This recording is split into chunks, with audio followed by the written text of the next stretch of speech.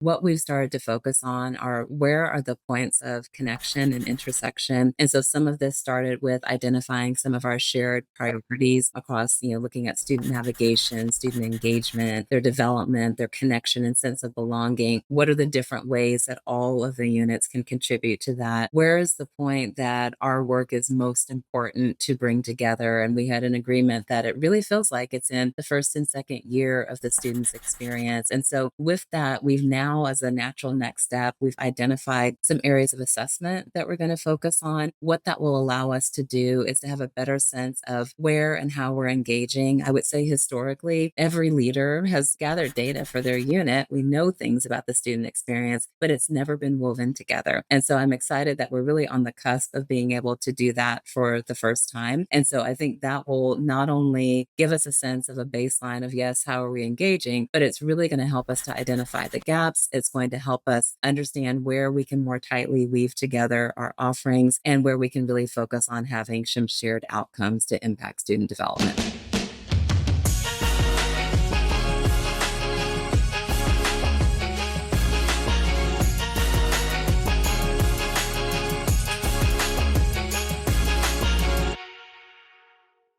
Hey everyone, welcome back to the Career Everywhere podcast. I'm your host, Meredith Metsker, and today I am joined by two incredible guests from the University of Virginia. We have Christian Garcia, the Associate Vice President of Career and Professional Development, and Dr. Nicole Hall, the Senior Associate Vice President of Student Affairs and the Dean of Students. Nicole is also Christian's boss, so no pressure, Christian. No whatsoever. Yeah. Well, thank you both for being here. Thanks for having us. Happy to be here. Yeah, I'm so glad to have you both. And Christian, our longtime listeners might remember you from back in season 1, back when you were leading career services at the University of Miami. So it's great to have you back now on the other side of your big move to UVA and a major leadership award from NACE a couple of years ago that I got to see you receive. So that was pretty cool. Thank you. A little bit has changed. Just a few things. Yeah. And Nicole, this is your first time on the podcast, and I am so excited to get your perspective today as an executive leader there at UVA who also happens to have a very extensive background in career services. And you are also the newly minted chair of the NACE Board of Directors. So it'll be great to hear your take on some of the broader trends we're seeing in higher ed and career services these days. Well, thanks, Meredith. I'm very excited to be here. Yeah, likewise. And I first connected with you both after seeing your fireside chat at the recent Virginia ACE conference, where you tackled some really great audience questions on employer relations, AI, of course, and how career services can support students in a really tough job market right now. So we're going to dig into some of those trends today, but I also want to spend some time on a few things that are unique to the two of you. So Nicole, like your path from career services leader to executive higher ed leadership, how career services became part of your portfolio at UVA, and then how you two work together as student affairs and career services leaders. So there's a lot to unpack, and we'll get into all of that in a sec. But before I get into my questions, is there anything else either of you would like to add about yourselves, your backgrounds, or your roles at UVA? I'll let you start, Nicole. Okay. Well, I always like to share the story of how I moved into my new position as a dean of students. If you had asked me if I would ever hold this type of role, I would have said, no way. But it was really an interesting story. We had a wonderful colleague who was an interim dean of students, and he had been asked by the president to do it for a couple of years. And so we then posted the job and got ready to hire. And so my VP asked if I would serve on the search committee. And of course, I was honored to do so. I'd been at UVA for maybe a year and a half at that point. And so we go through the search committee process, and it's run by UVA Executive Search. And as is common, we start with listening sessions. And so we were meeting with students, asking them about what they were looking for in a dean of students. And it was pretty wonderful because there were students who were making comments about ways that they had interacted with me. And there was one particular student who was asked, how would you want a dean of students to get to know students? And so she was like, oh, I would love for them to do it exactly like Dr. Hall did. When she came, she met with us, she met with our exec team, she came to the general body meeting, we planned events together. And so needless to say, literally 2 or 3 days later, I got a call from the executive search lead strongly encouraging me to move off of the committee and become a candidate. And so I became a part of the national search.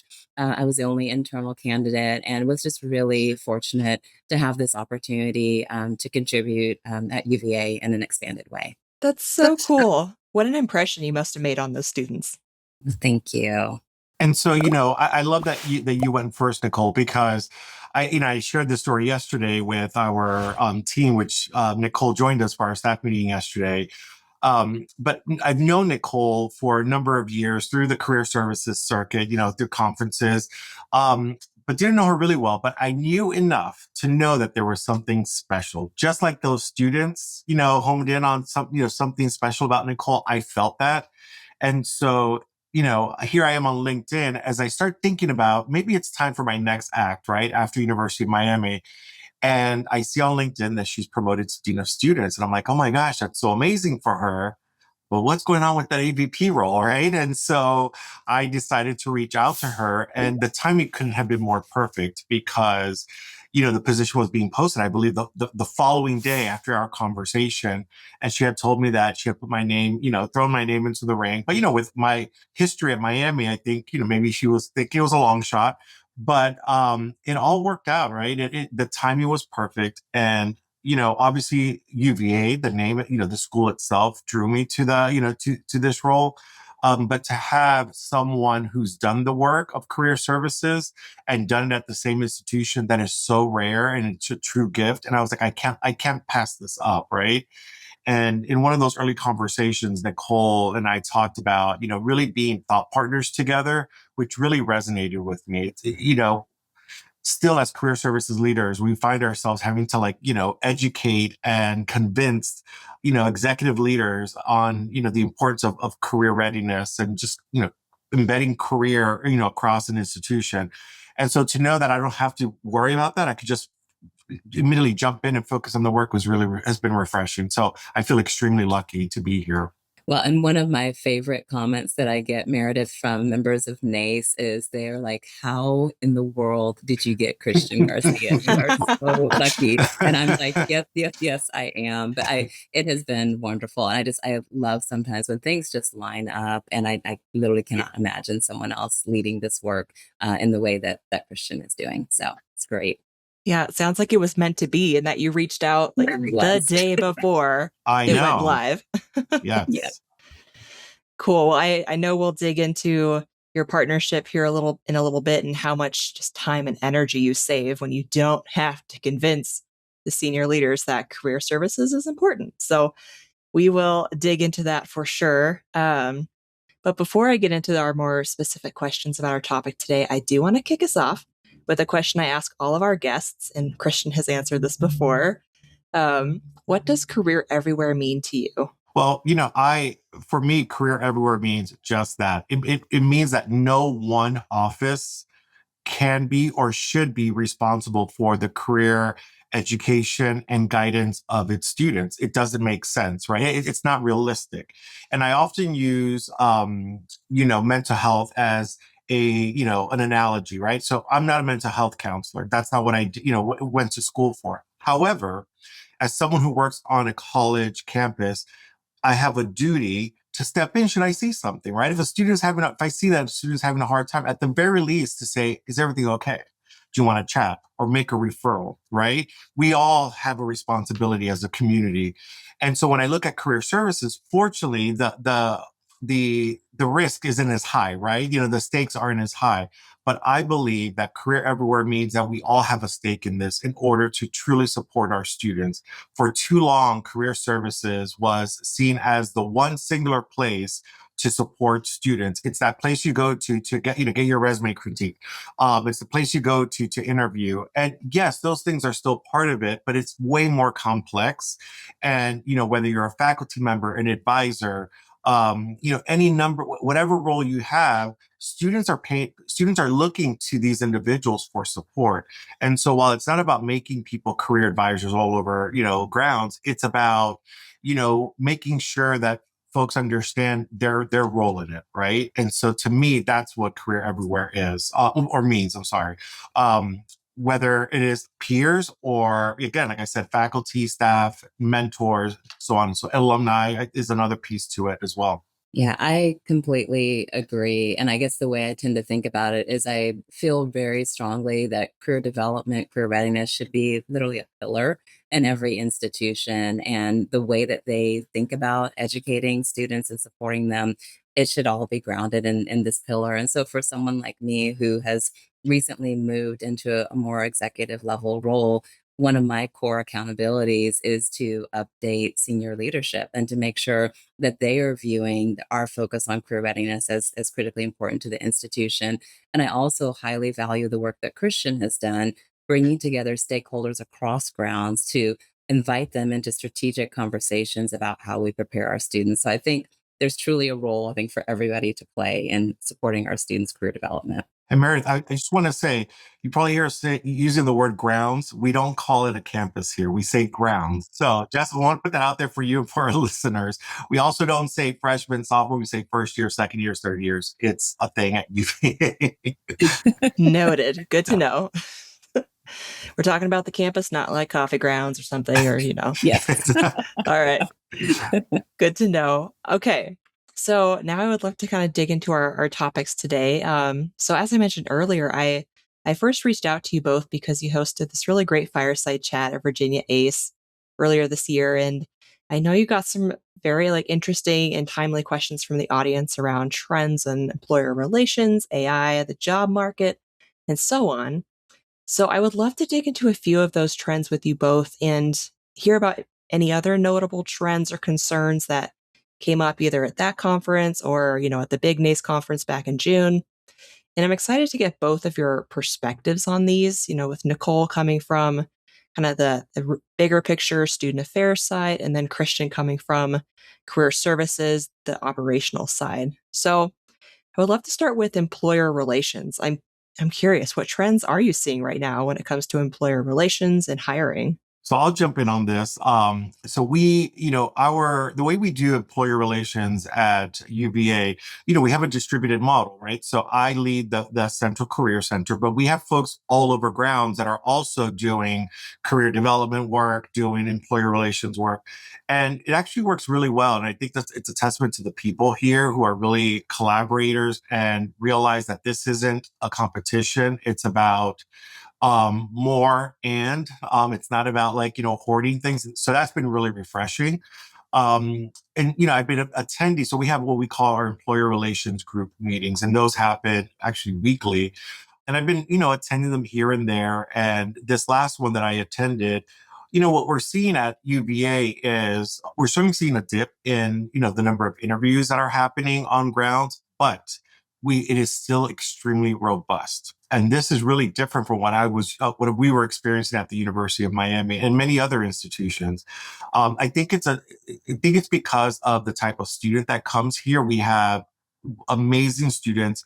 The academic rigor here is, significant. And so employers know they're going to get, talent in many different ways: academic talent, students who are involved, students who believe in the greater good, who are servant leaders, all those things. So because of that, it helps that it helps our the way we do recruiting. So we do have a lot of employers coming on grounds doing interviews, but also coming to our numerous career fairs. As Nicole knows, we do over 23 career fairs and events. And I was really shocked to see that not only do we do that many, but these events are very well attended. When I tell you standing room only, students are engaged. They are there to talk to employers, to start that networking. So it's great that they're really dialed in. So while we're seeing a dip in the number, it's not as big as maybe some other schools are experiencing across the country. I will say that, employers are looking to engage with universities beyond just the recruiting, employer relation. And so I look at that as employer engagement, whereas employer relations to me is the day-to-day, the operational, components of the work, making sure that we're maintaining the relationships with our current employer base, getting them to sign up for career fairs, interviews, all those things. And we do a really great job of that. I think that the trend, what we're seeing is that employers want more than that, right? They want to see all the myriad ways that they can engage with the university. And as you can imagine, that's challenging, right? Because at a place like UVA, as it is at many institutions, is extremely decentralized. So not only do we have a distributed model of career services, on top of that, we have, the folks in advancement, central advancement in the, also advancement within the schools. There's a lot of touch points, right? We have, entrepreneurship, athletics, any number of ways that companies are engaging. So we launched an employer engagement strategic planning process in January to try to kind of figure out what are the good things that we're doing that we can maximize, what are the gaps and opportunities. And one of the biggest opportunities is, how do we harness all this information? How do we get everybody to the table, not to centralize, not to create one system. I think that's the dream, right? Have one CRM, but that's never going to happen. But instead, how do we do this more strategically and talking to each other? And it's not because people don't want to, it's a very complex institution, but employers really want more of that. And so that's, I would say, is one of the trends that we're kind of really dealing with right now. Yeah, and it definitely is, I think, an interesting time. And I think for employers as they are navigating their approach to identifying the right talent and hiring. And one of the things that we've been following through NACE is certainly the trend around skills-based hiring that continues to increase. And I think what has been fascinating is to see how it's evolving, because I think it started in somewhat of a muted way where, recruiters may try to be thoughtful about including in a job description some of the specific skills they're looking for. And so in that way, they were trying to increase the chance that they would get the types of skills that they were seeking. But now we're seeing that deepen into the process where now it might be a part of their applicant tracking portal, and they're asking specific questions that really confirm a particular skill set. As students are getting into interviews, they're asking about skills. They have special assessments. And so that is something that we've seen through the association that has just increased significantly. The other trend, which isn't a surprise to either of you, is just the sheer volume of internship demand. There was a survey that was conducted recently by the Business Higher Education Forum, and they were trying to determine and assess like what the demand was. And they found that there was sheer demand from students for 8 million internships, which is staggering. And in comparison, when they analyzed, there were actually just under 4 million that were posted. And so what it shows is that we don't necessarily have the supply that's needed across our industry. And so I think the onus is on individuals like Christian and other career services leaders to think about creative ways to engage employers so that they can still provide a way for students to develop those skills, whether it's short-term projects or other creative approaches. But those are a couple of the things that we've seen and we've been watching through NACE. The other thing I'll add to that is, you're starting to see more states get involved in this game, especially with internships. So I'll speak to Virginia. I've been really pleasantly surprised to see how active they are in trying to fix this problem. And trying to engage, small to medium-sized, companies in the Commonwealth of Virginia, as we call it here. And so our local, our legislators are really involved. So there is a new role that was created for the state that this person is there to really help identify, work with companies to create internship opportunities. They're putting a lot of pressure on institutions to provide data to to kind of combine all the data from the state schools to show how many students are engaging in internships and academic internships, which is placing some pressure on the schools. But I think that's a good thing because we're trying to figure out how many students really are engaging in internships, and it's hard to know, right? But it's really refreshing to see the state really be so active in wanting to not just collect the data, but actually create internship opportunities for students. Yeah, I'm glad you brought that up because our last guest was Dr. Barbara Blake from Old Dominion, and she was talking about some of this upcoming like legislation or just mandates from the state level around internships and tracking. So it'll be really interesting to see if that catches on across the country and yeah, how that impacts higher ed. So we'll have to stay tuned on that front. Yes. Um, well, speaking of kind of the skills-based hiring and skills that are in demand right now, I know AI came up a lot in your fireside chat, and it comes up on this podcast constantly too. So I'm curious what you both are seeing in terms of how AI is shaping the job market and then how career services should be responding. What's AI? I'm Yeah, kidding. what even is that? It doesn't sound important at all. Right. I mean, obviously, this is the topic, right? And it's so layered, right? Because it's about the job market, and the impact it's having. It's also the skills, the AI skills that students are expected to have. But then it's also what is it that employers want? What is it that employers know about AI? And I'll come to that back to that in a second.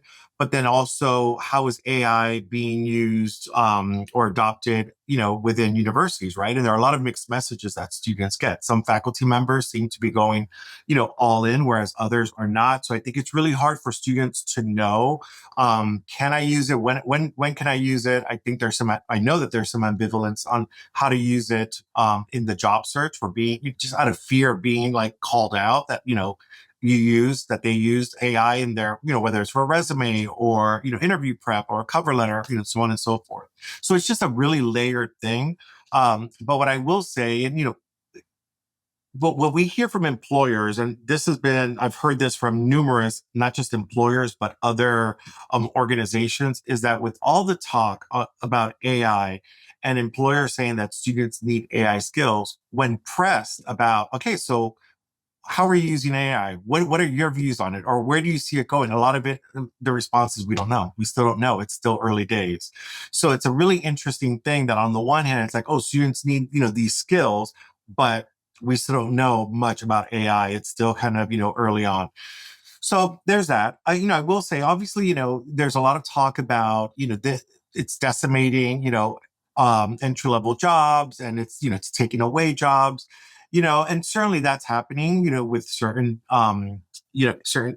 industries or certain roles or types of jobs. But I think it will create new jobs. It will definitely change the way we do work. But this idea of it being doom and gloom is not something that I, subscribe to. Um, you know, I've done this long enough to know, and I think, Nicole will agree, you see these things, these spikes that happen, right? After, every certain number of years. And I kind of liken this to the Great Recession, right? Two very different moments, right?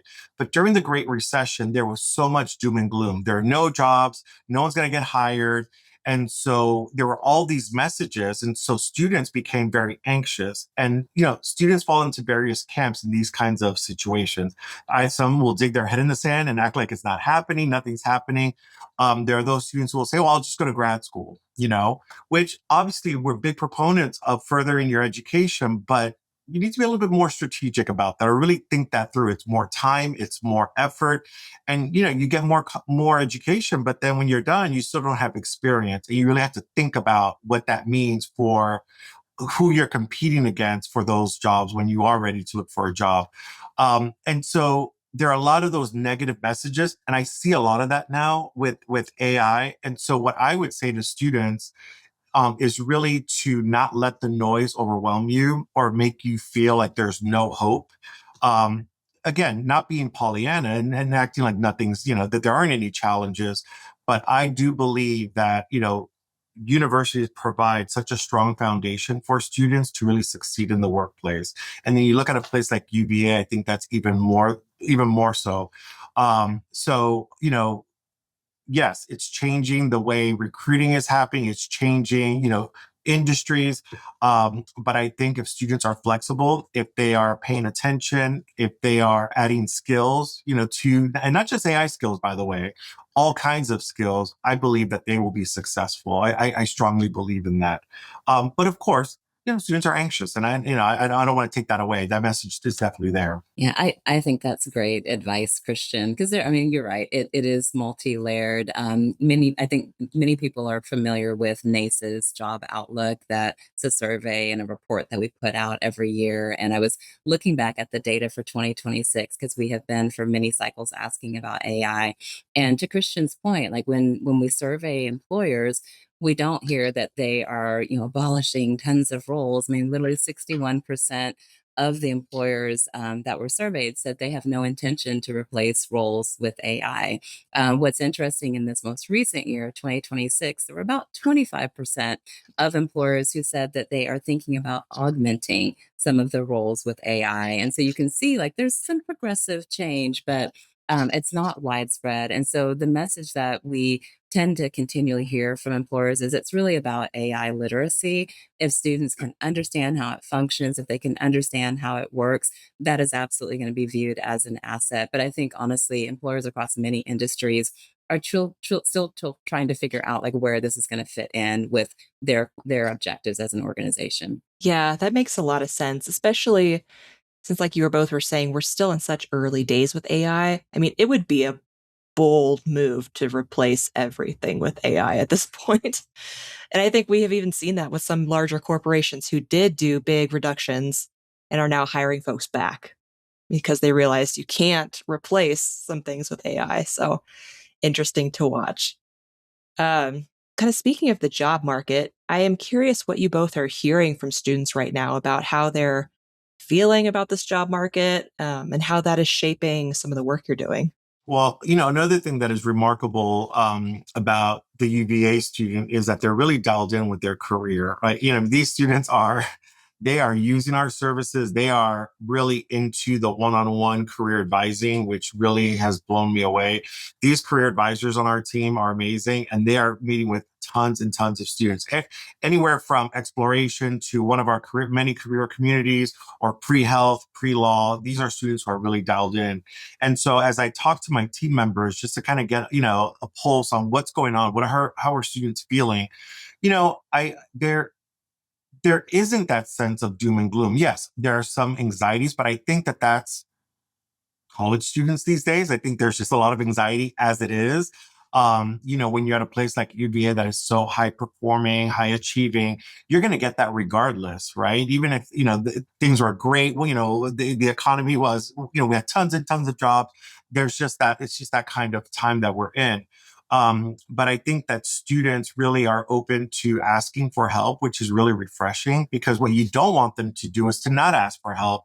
Like I said a minute ago, to dig their head in the sand and act like if nothing's, nothing's happening, just waiting for this to pass. So I do see a lot of hope among our student body, which is nice. And they continue to use our resources, which gives me hope that, they are not giving up. I think that they're certainly open to broadening their knowledge and their skills. Nicole mentioned briefly short-term projects.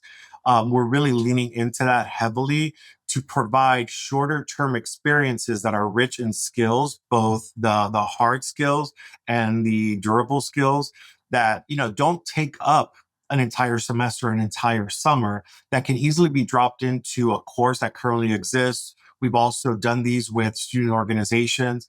And so, imagine a student who doesn't have the luxury to go off grounds to do a full-fledged internship, which, by the way, are getting more and more scarce or more competitive to get. But now you have access to these shorter term projects. I think that really is one of the best ways to scale, skills attainment. And we're seeing a lot of students really take us up on those opportunities, which is really refreshing. Yeah, I want to underscore, yes, I think that's going to be a huge opportunity for our students as we move forward. I was thinking about, because I'm in a little bit of a unique role. I'm not in it on a day-to-day like Christian is, but I hear from students as a dean of students about all kinds of things. And there's probably three trends, I would say, around the type of feedback I've gotten, especially from the class of 2026 as they were wrapping up. There was the group that was like, I am so glad that I have a job offer because they went through a traditional recruiting cycle provided by Christian and his team where they literally came back to grounds and it was like August, September, they knew they had a job. So there was a sigh of relief. So I have that group. But then there's another group that, back when they entered UVA, they had all these hopes and aspirations for what they might go into. And now that industry may not be as solid as it used to be. And so there's been a little bit of the heartache of pivoting. And not to Christian's point, not despair that they're not going to find something, but it's just not kind of that thing that they initially had in mind. And then the third group, there's a little bit of a peak where I've run into students where they're like, yeah, I'm going to grad school. And we know that happens, right? When the economy feels a little bit tough, they're like, why not get more education? So we do have, I think, a smaller subset of that population as well. But I would say overall, we're really fortunate that I think our students are incredibly resilient. To Christian's point, they tap into the resources. And so I think they have been able to manage, even though I think this economy and the job market has been a little bit different than what they've seen before for other classes. I think a big part of, our responsibility is to really educate students on what this process looks like. Because why would they know? They've never done it before. And by the way, their parents have done it, but in a completely different time, right? This is such a different, unique, challenging, exciting time, all those things, right? But, it's very easy for students to take this personally, right? They've never done it. Up until right now, they have been, just preparing for getting into college, right? It's a very specific process. And then you come to college and the world is your oyster and you start applying for jobs and internships and jobs. And it's just a completely different way of being there that they're not used to. So as, we mentioned, as Nicole mentioned, with demand continuing to rise for internships, that means students are hearing no more often, or even worse for them, nothing. Right. And it's easy to internalize that. It's easy to take that personally and to say there's something wrong with me. So part of the work that's really critical for us to lean into even more is to really explain to them this process, that they have to kind of take themselves out of it, in terms of like saying that this is an indictment on me, because obviously they're talented, but it's a numbers game, right? At this point. And that's really, really hard because they had never had to do it. And so my heart goes out to students, who put their heart and soul into this process, but it's also educating them, you can apply for 100 jobs, but is that serving you, right? Let's be more strategic about it. Let's be more intentional rather than putting yourself out there, and to be left with a bunch of no responses or being ghosted, as they say. Gosh. Yeah, that's great insight. And man, you all are dealing with a lot right now. So are the students. Yeah.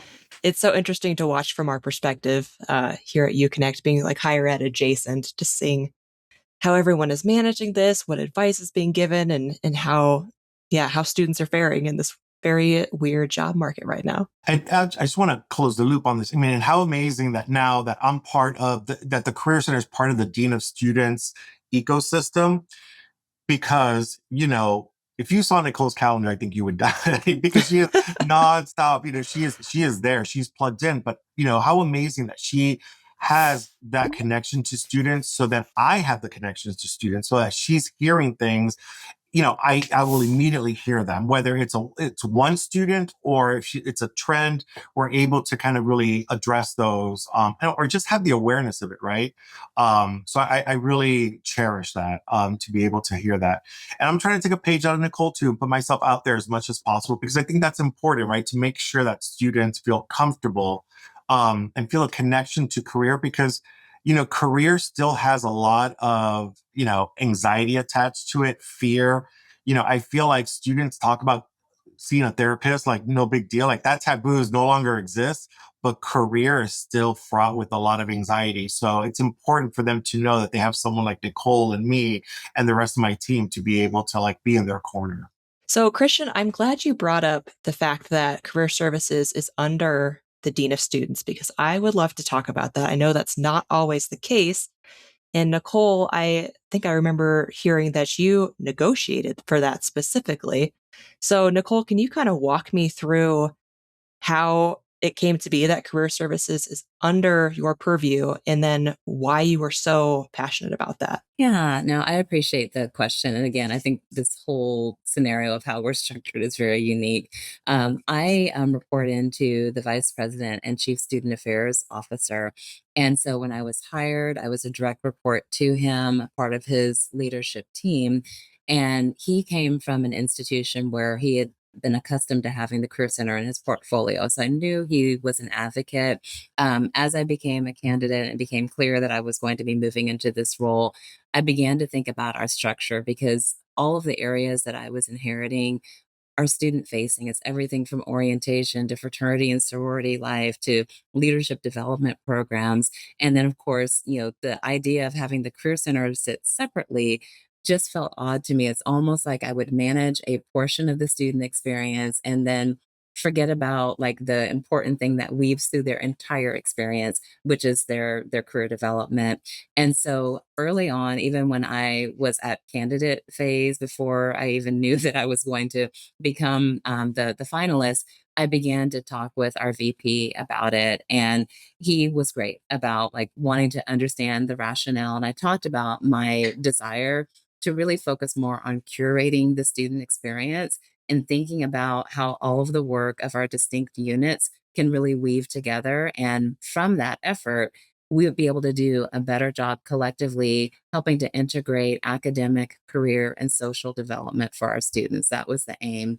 And so, fortunately, I was able to obviously get the offer, but he didn't commit to anything until like after I gotten the offer. Once I had the offer, then we sat down and talked about it, and he agreed, and he understood the critical importance of it. And I think because I had had the pleasure of working with him for a little over a year at that point, he had a sense of the knowledge in the area, and so I think there was a lot of trust. The one question he asked me, which I think both of you will appreciate, he was like, "So, if we pull this into your portfolio, Nicole, how are you going to do with pulling back and not being in the mix of everything with the Career Center?" And I was like, that's a fair question.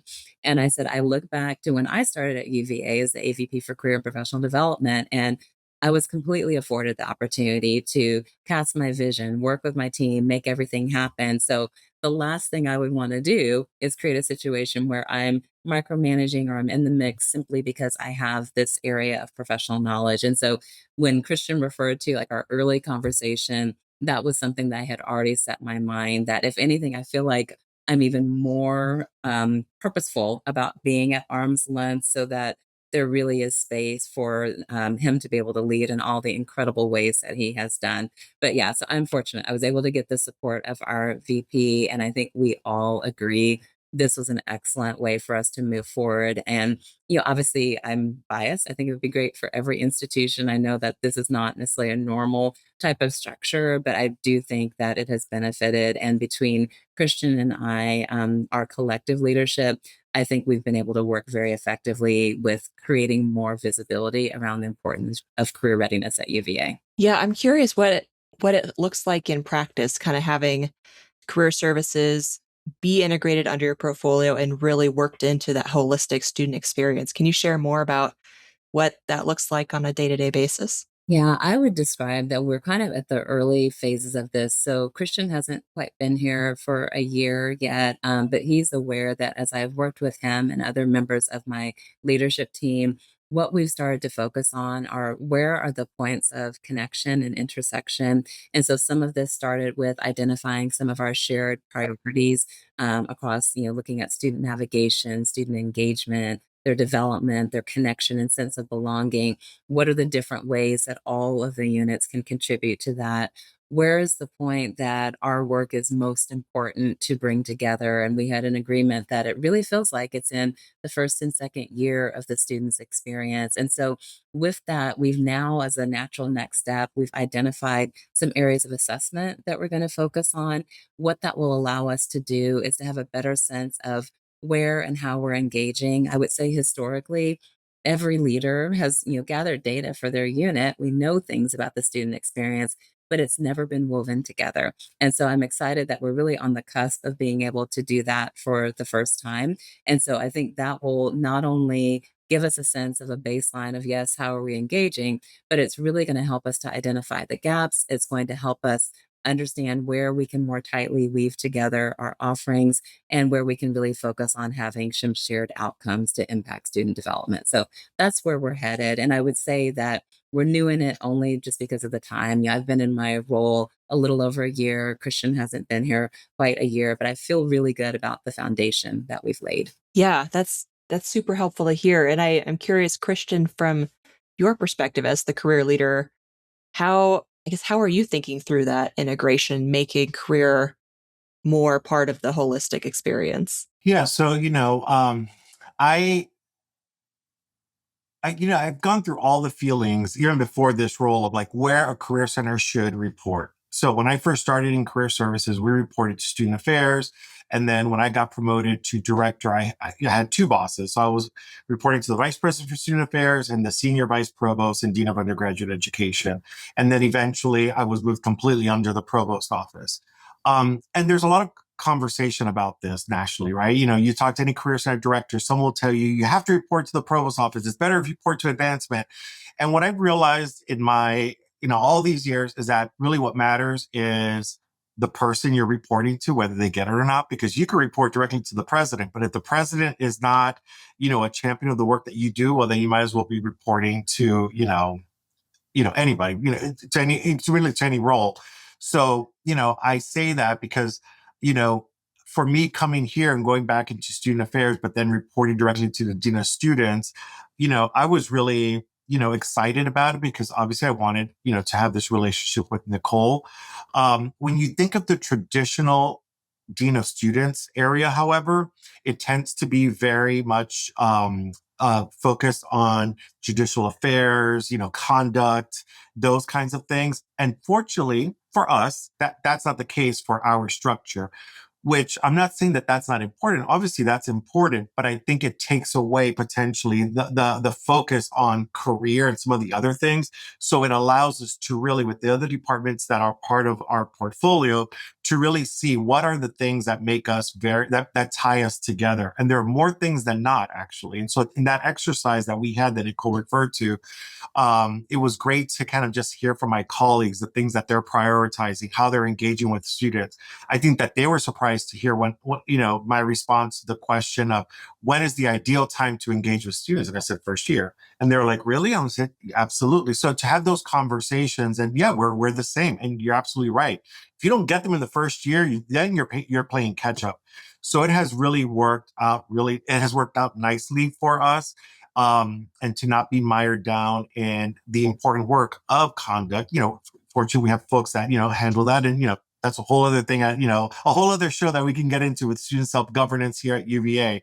But it really works out because, again, I used to be an orientation person. So I almost feel like I'm back home in a lot of ways because my colleagues are right there working alongside of me.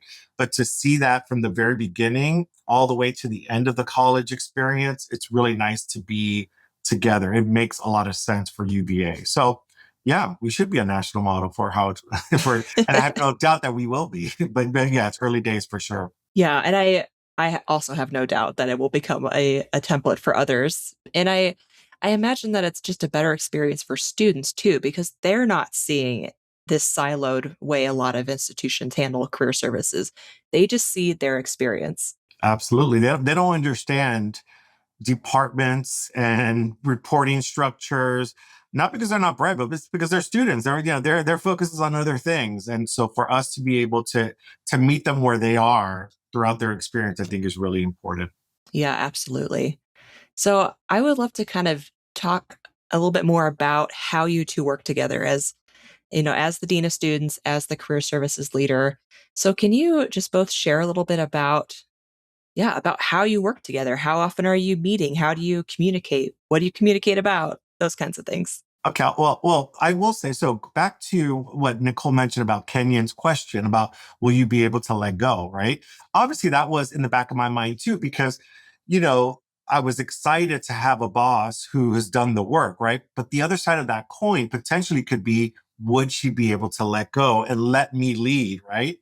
And so fortunately, that has not been the case. She has allowed me to, bring my expertise, my experience, the way I do things, and that's been really refreshing. That's great. That's what I wanted. And, I mentioned earlier thought partnership, and that's exactly what it has been, right?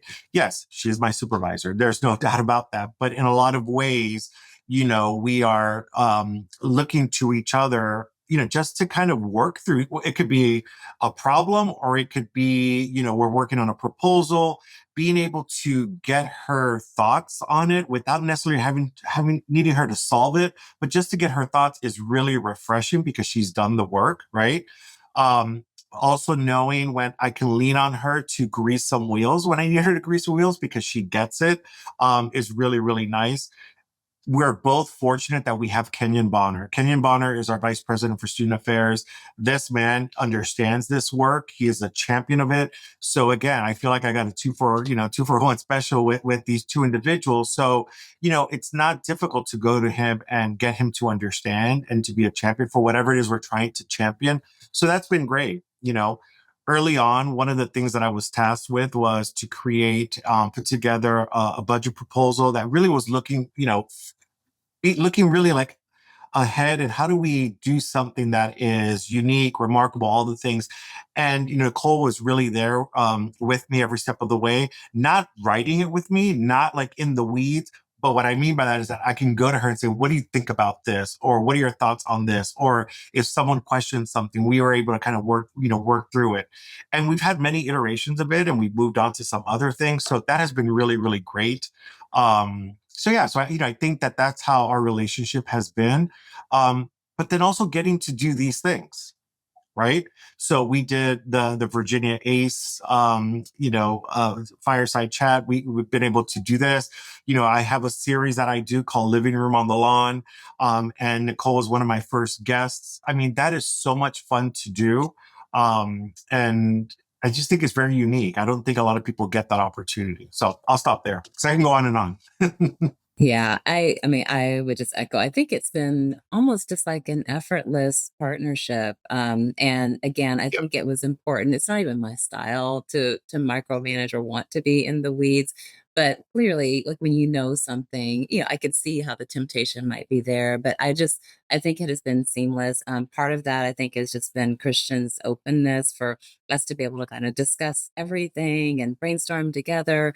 But also for me, it honestly feels incredible to have somebody that I know has such strong leadership, such deep knowledge, who has an innovative mindset, who is really forward thinking about this work. And so I feel like I have an incredibly easy job. And so I feel like we meet, typically on a weekly basis, and it's a chance for him to share some updates. I'll share updates. If there's something that we're grappling with, we'll walk through it.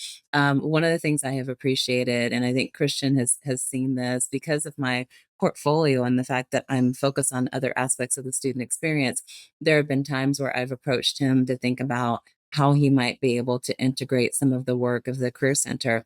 It would be really easy for him to say, like, yeah, that's extra work for me, or maybe that's not convenient for me. But I really have valued that he has embraced the bigger picture of where we're trying to head as student affairs, how we're trying to support students in all different ways. And he has just made himself available to help me figure that out. So it's just been very powerful. And I feel very fortunate that we get to work together in this way. And I do feel very confident about where we're headed in our support of students. Yeah, it sounds like you're both really aligned on the strategy, what's important, what you're prioritizing. I'm curious, in Nicole, you mentioned in those like weekly meetings that you're giving each other updates. What are some examples of like some types of updates coming from career services to student affairs and then vice versa? Yeah, I think for me, one of my most important roles is to read tea leaves. And so if I know something's on the horizon, a lot of times I will say that, oh, our VP had a meeting and here's some things that are coming, or we have a sense that maybe this is at the highest levels of the university. They're thinking about this thing. So I try to be really diligent about just giving a heads up when something's coming. The other thing, and I don't think I'm misspeaking, I think Christian would say this, it's been helpful that I was here for, 2 years, 2.5 years before he came. And because of that, I know the people, I know the culture. And so sometimes I'm like, hey, this person. Yeah. Here's how you might want to think about it or approach it in this way. And Yep. sometimes we're like, okay, he'll go and meet, or I'm like, oh, for this one, maybe the two of us will go and meet, or you go first and then I'll follow up. And so it's just great that we're able to kind of think through that. So I think my goal, my objective is to remove any barriers that he and the team runs into. For me to play a role in ensuring that I have very strong relationships, up the org chart that can really help us in the work that we're doing, and then to make sure that I really clearly understand what is needed so that I can be a partner in advocating for resources. And I will co-sign that absolutely. She has that's exactly what she's provided for me. I came from a place where I had 24 years of tremendous institutional knowledge, years of colleagues, partnerships, friendships.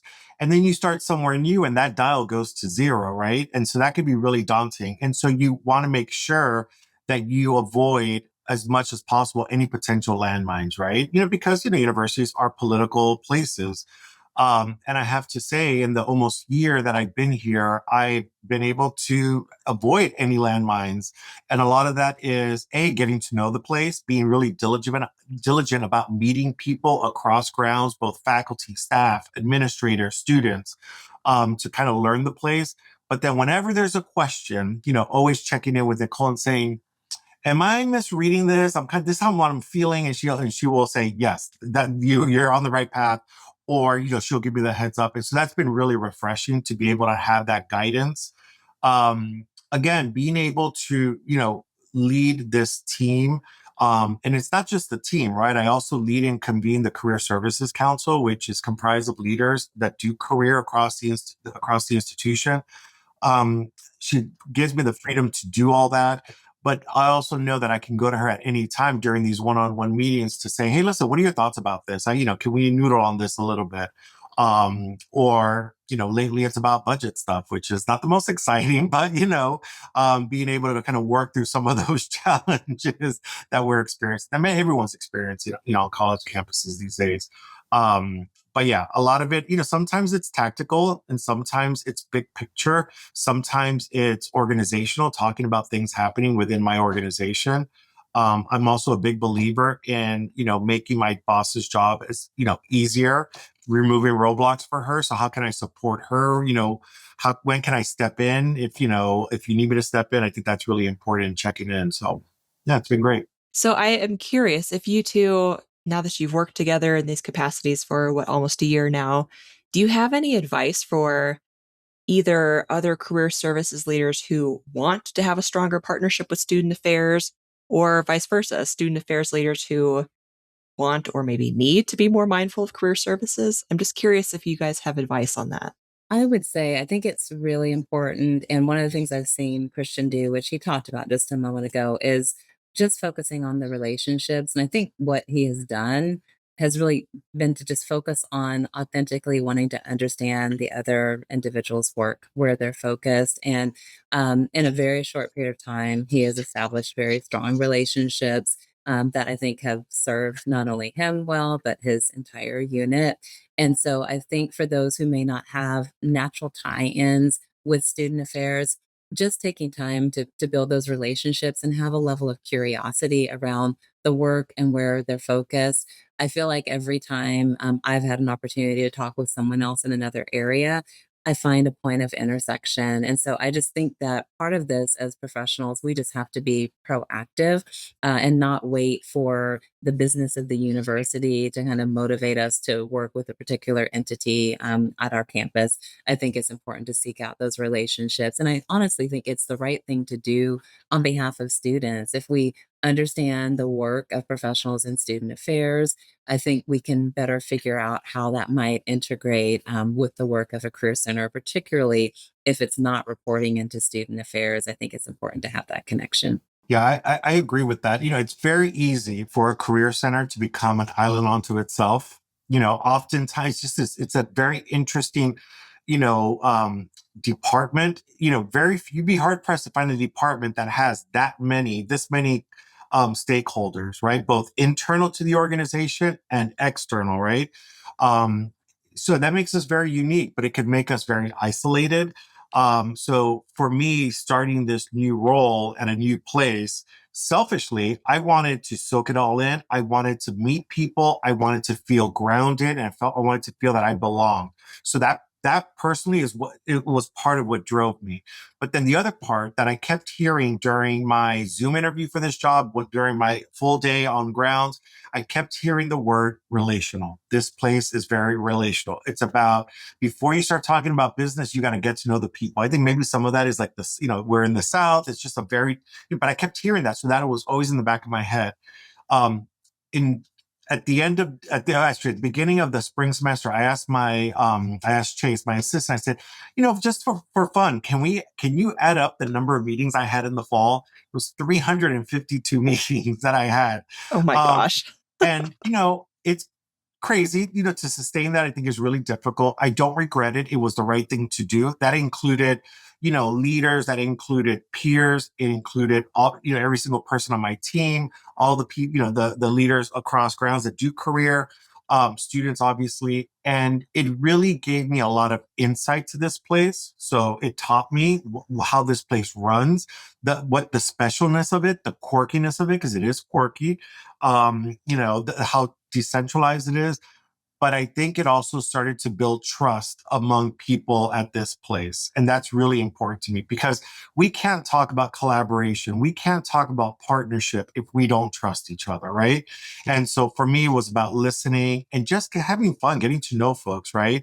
And so I've committed that every semester I will have at least one touch point with each member of the Career Services Council. That's like 20 something people, but it's important. So in the fall, it was one-on-one meetings. In the spring, I said, let's do it over coffee or tea. And I'm going to continue that, because it's important, especially in this kind of model where people are doing this across grounds. And the other thing I would say is, I think sometimes we focus on only making connections with the leadership of the institution. And yes, that's important, but it's just as important to make those connections with your peers and people at all levels of the organization.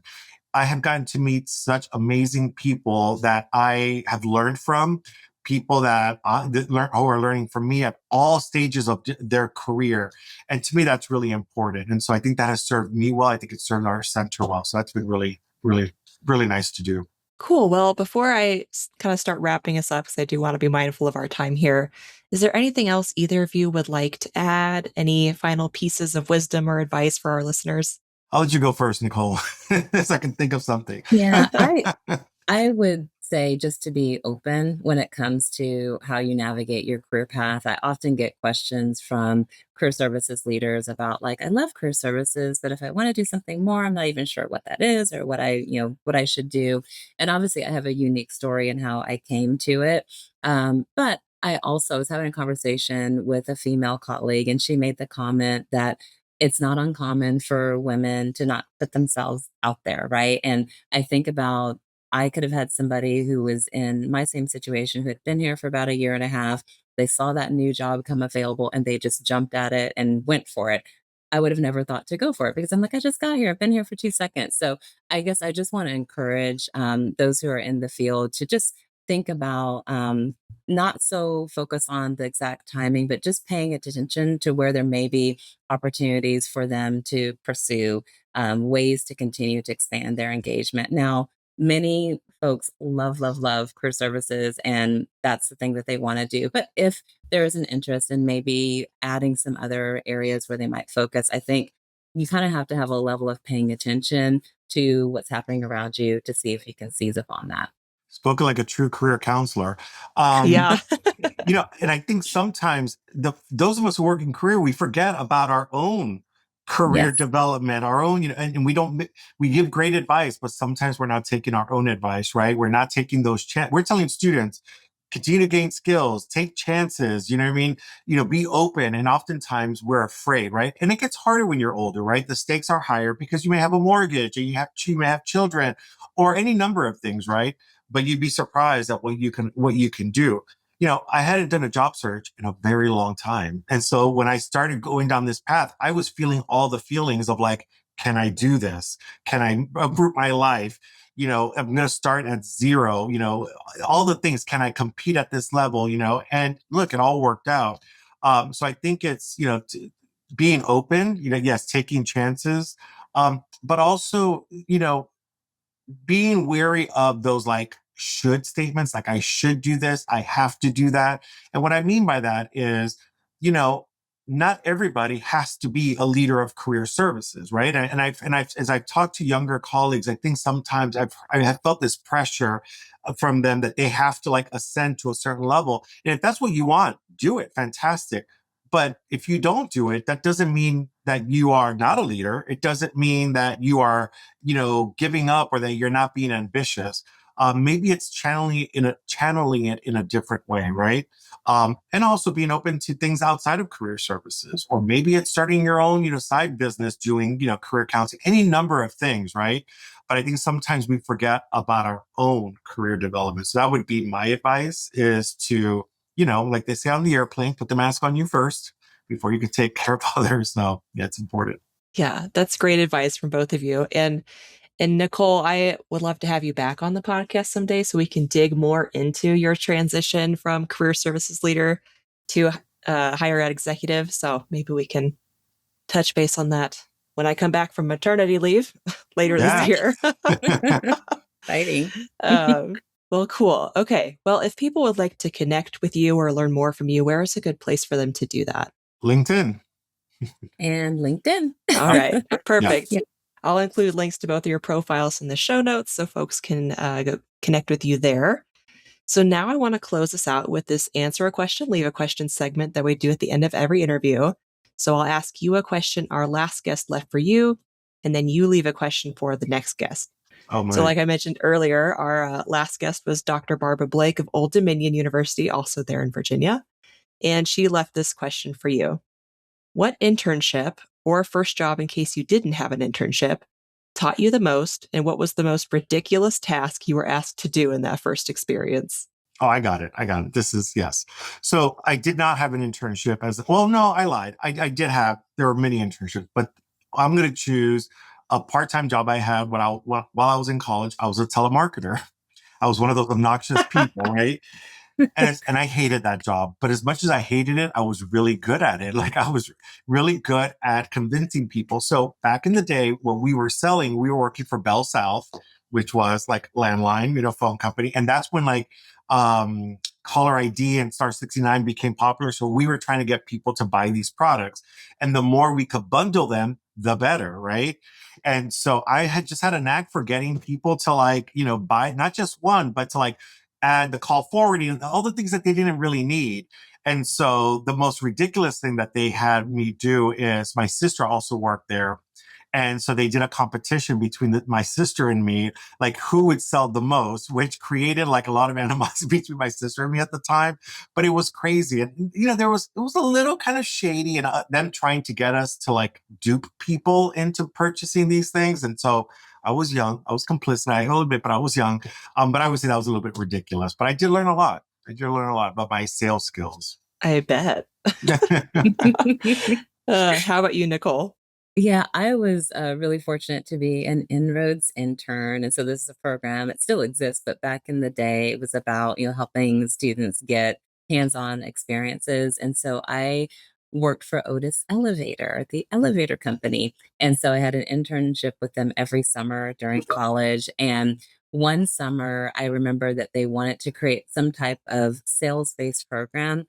And so they actually had me program it. And I am not, like, if you know me, I am not not that type of person. And so I remember like struggling with it. I ended up having something that I produced, but literally the fact that the office was going to utilize this tool, rely on it. I remember being like petrified while I was trying to figure it out and like trying to find information.